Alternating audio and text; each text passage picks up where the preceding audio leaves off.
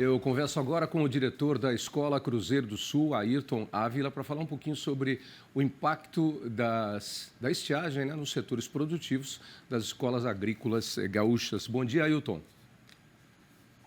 Bom dia, Tavinho. Muito obrigado pela oportunidade de estar conversando contigo, os telespectadores. Vou falar sobre um tema que acho que faz muito tempo que a gente não fala, que são as escolas agrícolas, que têm uma importância fundamental na formação dos técnicos agrícolas, dos homens do campo. Eu sempre me atento a isso quando eu vou a Marília e corto ali por dentro, por Duartina, e um pouco antes do trevo de Cabralha Paulista tem uma escola agrícola ali, que ficava até escondida, porque ficava no meio de um eucaliptal, não sei se seria esse o termo certo. Mas aí depois que cortaram os eucaliptos, ela aparece da beira da estrada. A escola agrícola tem, vamos começar falando, né, antes de falar do problema, a escola agrícola tem uma função fundamental num Brasil que produz tanto alimento e que é tão voltado o seu DNA para a produção no campo, né, Ayrton? Exatamente. Nós estamos aqui, então, na Escola Agrícola, a Escola Técnica Estadual Cruzeiro do Sul, em São Luís Gonzaga, nas Missões do Rio Grande do Sul. Estamos aqui a 60 quilômetros da Argentina, na fronteira, né, do Brasil com a Argentina. E isso que você falava, a Escola Cruzeiro do Sul está formando técnicos em agropecuária há 63 anos, né? E é uma escola essencial para o desenvolvimento, para que a tecnologia chegue ao campo, né? Então, nós recebemos aqui alunos de toda a região das missões aqui do Rio Grande do Sul. É uma escola que ainda tem os alunos internos, né? Filhos de agricultores, que vêm para cá fazer a sua formação técnica e depois vão para o mundo do trabalho como técnicos em agropecuária ou voltam para a propriedade rural para melhorar o desenvolvimento da propriedade, para que a produção aumente, para que a tecnologia chegue ao campo. Então, a escola agrícola tem esse papel fundamental no processo produtivo e principalmente na produção de alimentos, né? Que a sociedade brasileira, a humanidade como um todo, precisa evoluir no processo de produção de alimentos. E o técnico em agropecuária é fundamental nesse processo. E aí, no sistema educacional brasileiro, a escola agrícola está em que estágio? Porque muita gente não sabe disso, mas ao invés de fazer uma escola convencional, você pode fazer uma escola agrícola que você vai sair um técnico agrícola já, diferente de uma escola convencional, onde você sai e vai depois buscar um curso técnico ou uma faculdade. Ela funciona como? De que idade? Para que tipo de aluno? Como é que é o método da escola agrícola, o manejo da escola agrícola? Manejo, exatamente. A escola agrícola ela funciona. A nossa escola ela é uma escola de internato, né? Tá. Os filhos dos agricultores vêm para cá, é ensino médio, curso técnico em agropecuária integrado ao ensino médio e curso técnico em agropecuária subsequente ao ensino médio para aqueles alunos que já fizeram o ensino médio e vêm aqui só fazer o curso técnico. Tá. Então, nós temos duas clientelas. A clientela da gurizada que sai do ensino fundamental, né? No ano, e faz o ensino médio aqui, e aqueles que já têm o ensino médio fazem o curso técnico aqui. Podemos dizer, Tavinho, que é uma escola fazenda, porque nós temos aqui 289 hectares de terras, onde nós fizemos todo o processo de formação pedagógico, ensino dos nossos alunos. E aí aprende-se com trabalho em campo, né? No campo, porque imagino que você tenha que ter aí uma multiplicidade de culturas adequadas à sua região, claro, de pecuária ou de agricultura, porque um técnico agrícola tem que conhecer da porteira para dentro tudo, né? Exatamente. Então, além das aulas teóricas, né, dos componentes curriculares teóricos, nós temos os componentes curriculares técnicos, né? E essa área que eu falei para você, ela é dividida em 18 setores, que nós chamamos de setores de aprendizagem e produção. Porque além dos alunos fazer o processo de aprendizagem no bovino de leite, no bovinos de corte, na avicultura, na piscicultura, nas culturas anuais, na apicultura, enfim, os alunos também fazem a produção. Então, nós somos como uma propriedade rural também. Além de escola, nós produzimos o alimento que consumimos na escola. A Escola Cruzeiro do Sul é praticamente autossuficiente. Então, eu brinco aqui com os alunos que é uma propriedade familiar rural, não tão pequena, os professores são, vamos dizer, o pai e a mãe lá, enfim, e os alunos são os filhos, e eles têm que produzir, manter isso aqui funcionando, e Bacana. aí eles produzirem seu próprio alimento. Bacana. Isso faz parte do processo de aprendizagem.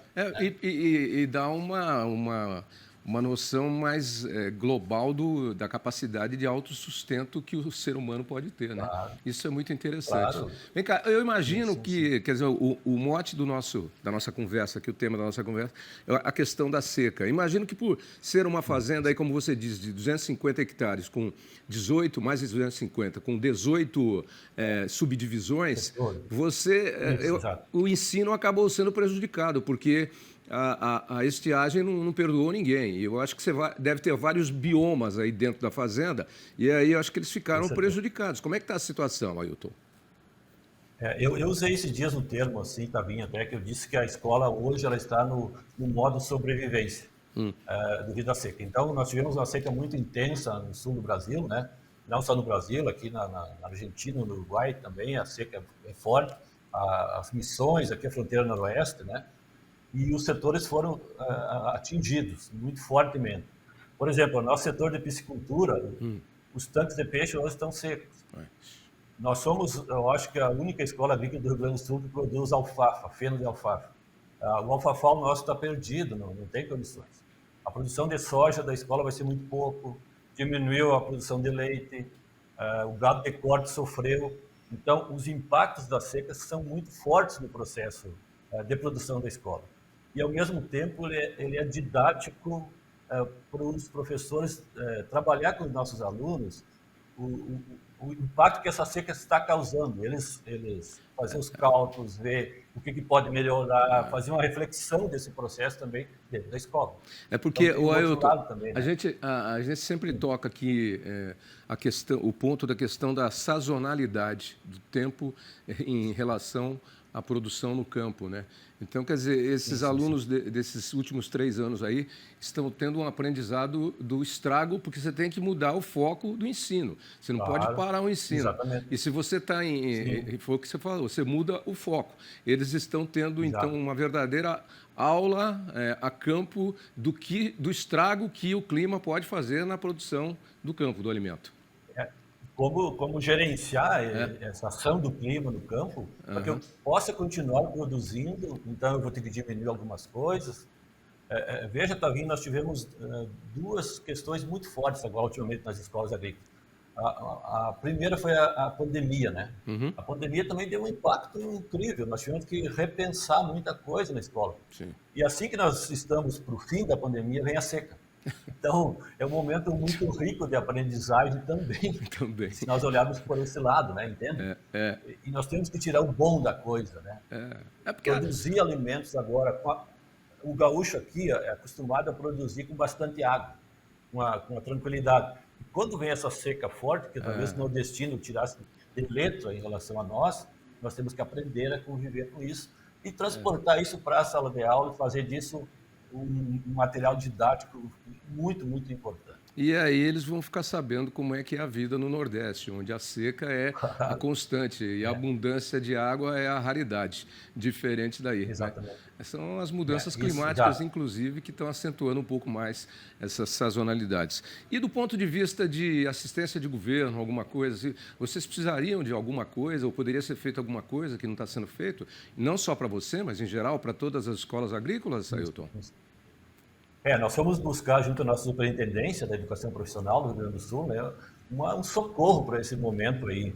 E nós recebemos uma verba agora emergencial, né, por exemplo, a compra de insumos para a ração dos animais, isso já contribuiu bastante, né?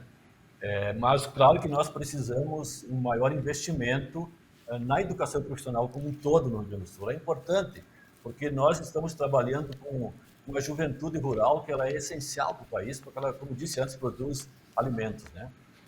As nossas escolas estão mais ou menos bem equipadas, com equipamentos novos, enfim, tratores e tal, que nós recebemos nos últimos tempos, agora, mas nós precisamos assim de recursos para manutenção melhor da escola. Acho que os recursos de manutenção eles precisam ser aumentar um pouco mais, né? Porque nós temos dificuldades para manter todos esses setores da melhor maneira possível, né? Fazendo com que funcione de uma maneira mais eficiente e que fique mais fácil para nós trabalhar com os alunos, que nós não necessite tanto da produção. Às vezes, Tavinha, alguma atividade prática fica um pouco prejudicada, porque nós temos que fazer a atividade imediatamente porque nós fizemos da produção. Às vezes, o estudante não consegue participar da regulagem da semeadeira hoje, porque nós temos que semear hoje por causa do clima, que nós temos que precisar de produção ali um pouquinho mais para frente. Então, são detalhes importantes que nós vamos gerenciando, com um pouco do recurso que nós recebemos do Estado e produzindo o nosso recurso aqui também, produzindo aprendizagem e produzindo técnicos em agropecuária com uma boa qualidade para o mundo do trabalho rural. Como tudo na vida, né? A vida é assim, um dia, outro dia, outro dia. A gente tem que estar pronto aí para tudo. Que bom que vocês mudaram um pouco aí o currículo e direcionaram a esse outro lado também da produção agrícola, que é a questão da dificuldade em função da variação climática, que é coisa que quem produz no campo sabe. Mas eu queria aproveitar você aqui, e enquanto nós conversávamos, eu estava pensando aqui, lembrei do meu saudoso pai, quando era pequeno em Campinas, ele viu a chegada dos ingleses que implementaram as ferrovias, que implementaram sistemas de telefonia. E meu pai sempre dizia, ele era jornalista também, ele sempre contava essa história. Ele dizia que os ingleses, quando vinham aqui para instalar sistemas, eles traziam 1 ou 2 engenheiros, o resto eram técnicos. E os técnicos sabiam mais que os engenheiros daqui até, às vezes. Então, eu faço aqui um apelo, na verdade, e você vai reforçar isso, da importância que as escolas técnicas têm na mão de obra do país e na geração da economia do país.